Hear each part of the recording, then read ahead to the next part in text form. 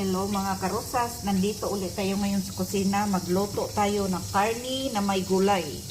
Ito ang ingredients natin na gulay. May Baguio beans, may cauliflower, may half cook na patatas, may kusa, zucchini, may chopped tomatoes, may squash, kalabasa, may half cook na eggplant, may black lemon tayo. Ito ang spices natin. Saka may cinnamon stick. May tomato paste tayo para pangpalapot, pangpasarap. May turmeric tayo, yung yellow na luya. May paprika. May crushed black pepper. Ang paborito kong spices, siyempre ang garlic powder, at saka may asin.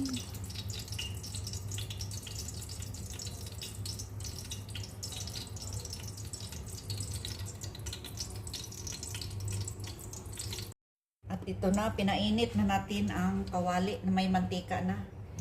Ito yung ano natin, yung meat. Bali, nilaga ko na ito para mabilis lang pag maluto. Ayan. So, umpisahan na natin.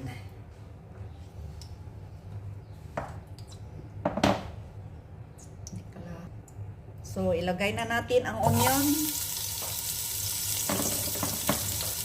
Ilagay na natin ang onion.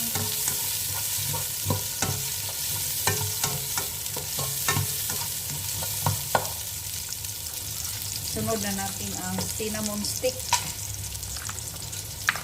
Saka black lemon.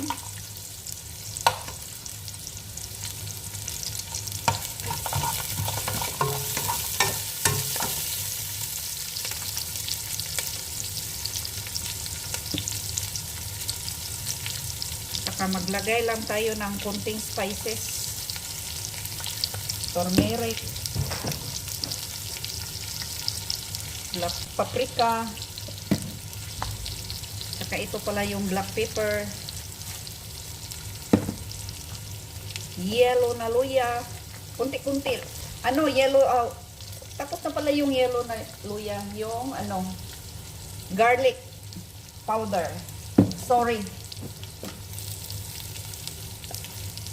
At saka kunting cinnamon.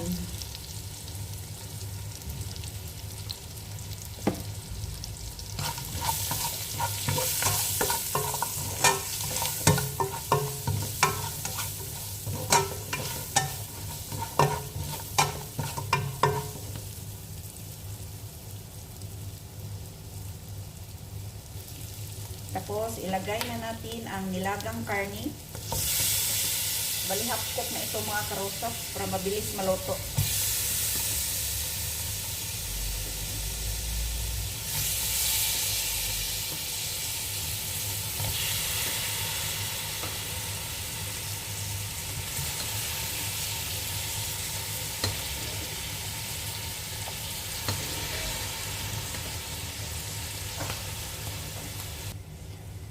So, igisa lang natin mga karosas para masarap. Igisa natin, kasali ang spices, ang karni. Saka yung mga black lemon. Para masarap siya, maya kunti ilagay natin ang tomato paste.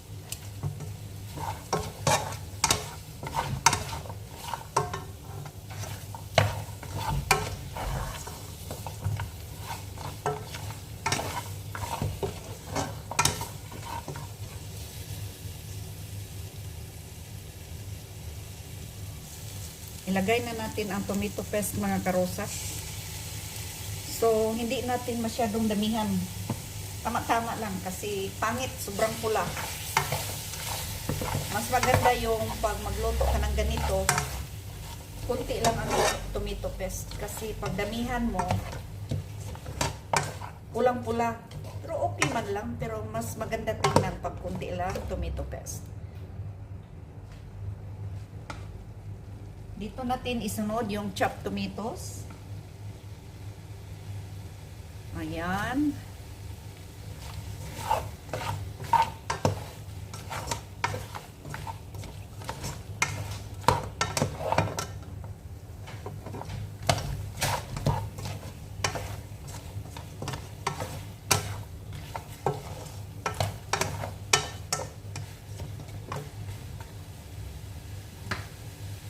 Takpan muna natin. Balik tayo mamaya. Ilagay na natin yung sabaw. Itong sabaw na to yung gamit ito sa ito ang ginamit ko sa paglaga ng karne. Para mas masarap, yun ang gamitin nating sabaw. Pag kulang, pwede natin dagdagan konti ng tubig. Ayan. So, magdagdag tayo ng kunting tubig.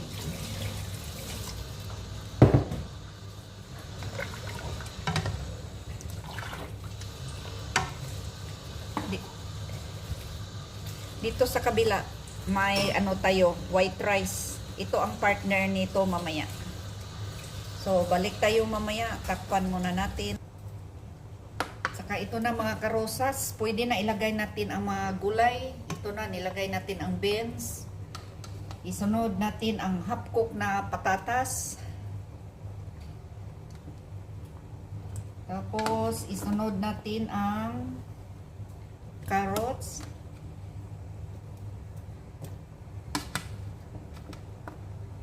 Tapos, ito ang zucchini, kusa sa Arabic.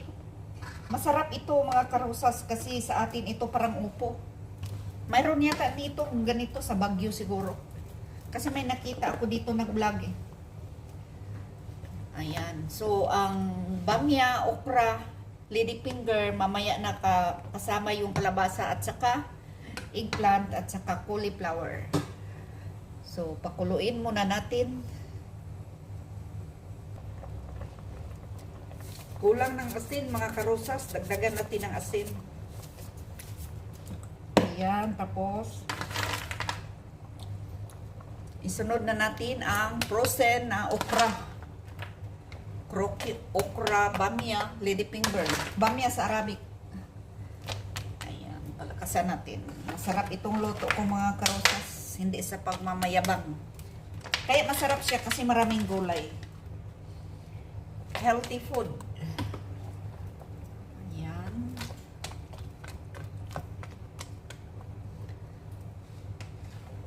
Isunod natin ang kalabasa, squash.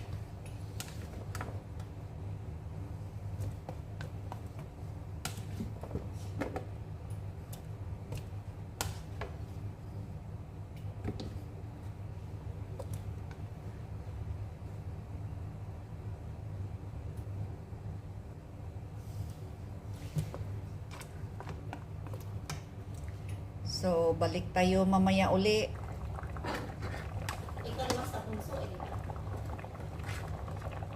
Ayan, ito na. Nilagay na natin yung talong. Malapit na maluto mga karosas. Masarap ito. Ayan, ang sarap-sarap na nito. Luto na yung kalabasa. Lahat luto na, malambot na. So, itong talong, balihap cook man siya. Pinakalas natin na ilagay. Pati yung black lemon, malambot na. Kaya ito ang nagdala na medyo maasim yung luto natin. So, tama-tama lang ang kulay. Masarap siya, anuhin ang sabaw. Ihigop. Ano ba yan? Anong tawag sa ihigop?